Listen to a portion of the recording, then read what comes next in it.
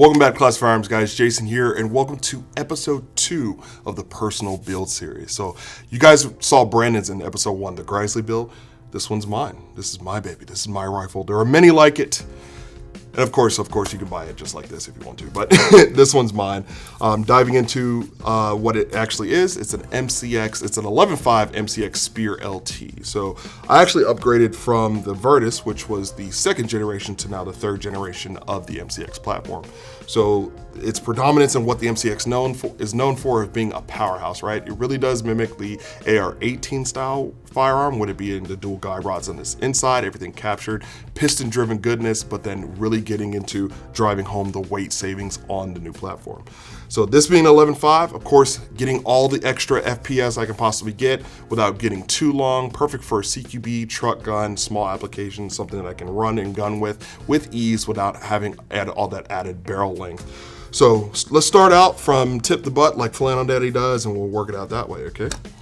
So starting out right up front, I've got a Surefire 3-prong muzzle device. The reason why I went the 3-prong was mainly due to the fact of any type of flash signature reduction. That's what I really go for, because I normally run all of my guns suppressed. You can see the massive amounts of carbon buildup on here.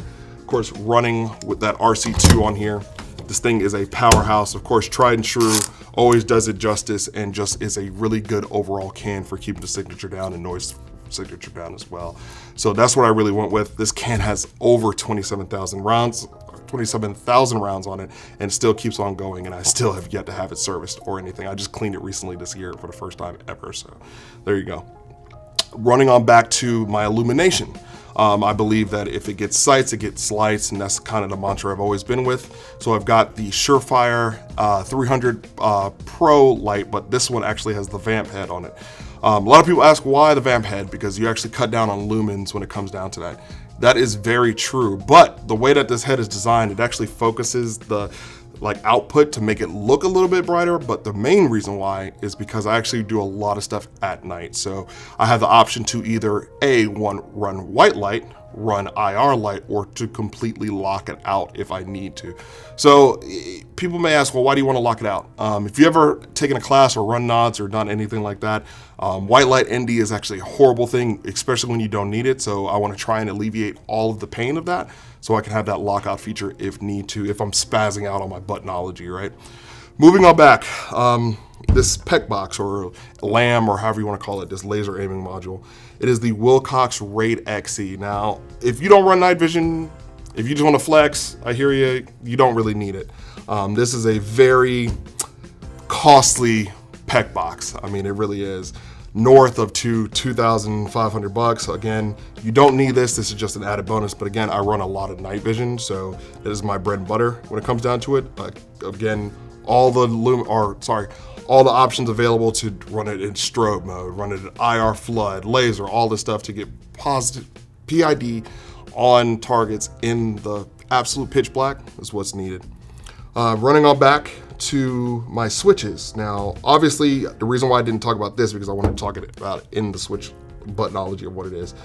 To control both of these items, I'm actually running the Unity Axon switch. So it actually has 2 buttons on it, one predominantly for the laser and one for the light. So the one that's actually for the light is actually shielded right here. So just in case if your finger does accidentally rub against it, you're not gonna accidentally discharge that white light. Again, if it is in white light mode or if it's in IR mode, because you don't wanna give away your position like that at all either. So it actually has, like I said, 2 buttons for control, so I can control my PEC box, being the Wilcox Raid XE, right off here in whatever setting that it's in. I can double tap it, keep it constantly on, or just spaz it on just to get that quick little flash of IR light and then move it on back. So as we continue on with this, let me flip this open. Great added feature with the MCX, of course. I've got some positive control items here. So positive control meaning exactly what it says, positive control. When I wrap my hand around it, whether I C-clamp or just go to grip, full grip on it, it allows me to do so. Got some Slate Black Industries rail covers on here. And again, keeps my hands from being overly toasty if I do plan to run this a little hard, and also just gives me a little bit more, positive control to grab onto. Running on back, I've got the Rail Scales vertical grip. Just wrapped it up in some goon tape. Not saying that you need to, it's just for me, it's just a grip thing. Just a texture thing for me. I've got, rough texture on here, and I got some more texture on here just to make sure my hand is placed good, and also it keeps it from slipping off if need be. So just a little vertical grip, positive control, and again, this is an SBR, so it allows me to run a vert grip regardless of the barrel length of whatever it is. Running on back, I've got tied this to sling, right? Sling, positive control. Again, going along with the mantra, is what really does keep the rifle to you. It's almost like a holster for a rifle, right? I've got the Edgar Sherman ESD sling. I fell in love with this sling from like literally maybe 4 or 5 years ago. It actually really as well is minimalist, but also has the full adjustability with ease. I love all different types of slings. I know Ferris Slingster is a popular one. I know the TRX Arms one was a popular one at one time, but the ESD really does take the cake for me. Again, its ease ability to be stowed, and of course it's lightweight and still maneuverable for whatever you need. So when I say that, it's stowed right here using this little bungee. I pull that out, I can put this around my neck, right? Swim into my sling, I can do it, and if I need to, rip, swim in, and it's right there with ease. And again, comfortability. Not really too big on padded slings, mostly because it just rubs around the neck sometimes, especially if you're swimming in and out of sling, not the greatest thing for me at least. What it's sitting in is the Griffin Armament fixed QD slot. So the reason why I did with this, 2 set screws actually go in here to keep it from moving, gives it extra rigidity, and also just stops it from actually moving around and sliding around on the rail. So it just gives me a nice little point. And again, right here, solid to go.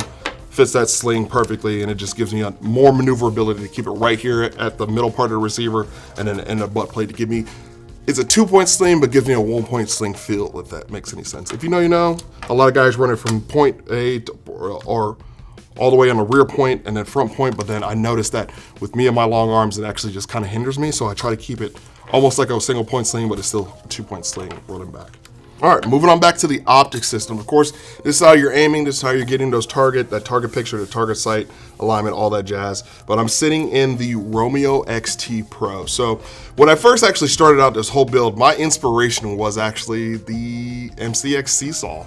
So I'm pretty sure we can throw it up on screen. You can see it used by, SFODs all over the place, all those cool guy acronyms and all that jazz. So that was my inspiration to really build this out, but then I just had to do them on my own, right? So there you go. So the 4XT Pro is a really great, awesome dot. It kind of mimics the T2 when it comes down to it, but it actually uses a AAA battery. So common battery that gives you still the 100,000 hour battery life, and it's just easy to obtain. No more coin batteries, none of that. Don't need it. It's awesome. This one does take the cake. It also comes with plenty of options when it comes to reticle options. So I can do a traditional 2 MOA dot. I can do a 32 MOA ring with the dot. I can also have ballistic drops or ballistic holdovers in there doing the same thing. So it gives me all the options that I may need for whatever I may encounter. So that's awesome. It's sitting on top of a Unity skyscraper mount. Now this one's awesome, right? A lot of people debate whether or not, mount height is right for you. What is right for you? Absolute, lower 1/3, 195, 226, but I opted for the 226 one because it, again, like I said, I primarily run a lot of night vision, and this being my main squeeze gun, this allows me to keep my head in a straight upright position and be able to get into the glass and out optic just like that with ease. And again, with the amount of adjustability that you have in the reticle system, you'll also have the same amount in the brightness settings. So this actually comes with a bunch of night vision settings. They've got a night vision setting hot button. They just press that one time, drops it down to the night vision setting. So if you are in that glass, if you are in that thing, you can really make it happen and really jam with it. So that's solid to me. Also, people may ask, well, what about backup irons? You don't have enough room with all this stuff that you've got on it. Well, actually, if you look right through here, this mount actually has backup irons actually built into it. So if anything happens, if this dot actually dies, I can take off this magnifier, which I will get to in a minute, and actually use that as a point of reference to shoot with. So that's awesome. Moving on back is the 4x magnifier from Unity. This is their first magnifier that they've actually designed in-house themselves. So this is great. It kind of integrates their known FTC mounts to now using glass. So that's pretty phenomenal, right? So FTC meaning flip to center. It stops it from actually flipping to the side, because most magnifiers, you know, G33s, even Romeo, or not Romeos, but Juliets, all those other magnifiers flip to the side and actually creates, not, I wouldn't say a snack hazard, but it is in the way. You can definitely tell. So let's say you do that, you flip this magnifier out, you sling it, and now you got a magnifier that's going to hit you somewhere on your kit, on your belt line. No more, gone away of that. And now Unity definitely have the flip to center one. So it allows me to keep my head center. I can get right there in my glass, get my sight picture, do whatever I need to do. And when I'm done with it, slap it down, and I'm back into my regular red dot. Now, the beautiful thing about this mount is, again, it's in line, but also the secondary thing about this is it's actually really easy to take off. So there you go. It's all built one piece, no more of the thumb screw or the thumb latch where it kind of gets in the way of the charging handle. You can detach this, get rid of it. And the best thing, again, showing you those iron sights that are actually built into the mount. You can use that to totally use and co-witness and bob it out. So there you go. Solid stuff, right? So I'm gonna put this back on here because this thing is absolutely the cat's meow. Again, love that mounting system. Real quick, slap that down and it's out the way. We move on to the charging handle. Now this charging handle is really awesome. Of course, you guys have probably seen our video about all the charging handles that are available, ones that actually do good, bust gas of what they're supposed to. Some not so much, some did better than others, but the Geisley was one of the top ones in that. So of course I had to add that on too here. And of course, whenever you suppress a gun, when you add back pressure into the system, you also run the risk of, you know, more gas coming out. I understand that this may be a piston-driven gun, but you still get gas a little bit coming out of the ejection port. That's just physics and how things work. So of course, had to use the best one, that top shelf right there, really sealing the gas into the upper receiver and then pointing it out to direct it a different way. Really seemed to be a no-brainer to me. So there you go. Moving on back to the stock option. Now again, like I mentioned, this is SBR, so I can do whatever I want when it comes down to the back of this.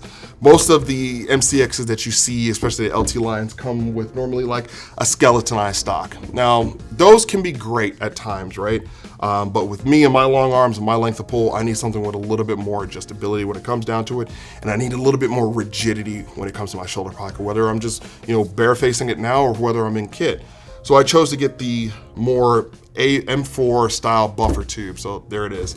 On the back of that, got a CTR stock. Of course, like I said, my inspiration was the, you know, CAG Seesaw, or, you know, Special Forces Seesaw edition. So that kind of just fills into the whole, you know, milieu of what I'm trying to do. But it fits my boat. Again, gives me all the adjustability, but then still has that great side folding capability for storage. Or if I, you know, want to be one of those guys who's shooting folded, not me, not that dude. I'm always going to flip it out and shoot it. So there you go. Moving on to the lower, and really what it comes down to it, again, this is a traditional Virtus lower. So I do not have the full ambi, meaning I can lock the bolt back by that little thing on the LT, but this still does work for me. Ambi, mag release, and also ambi, of course, charging, of course there is.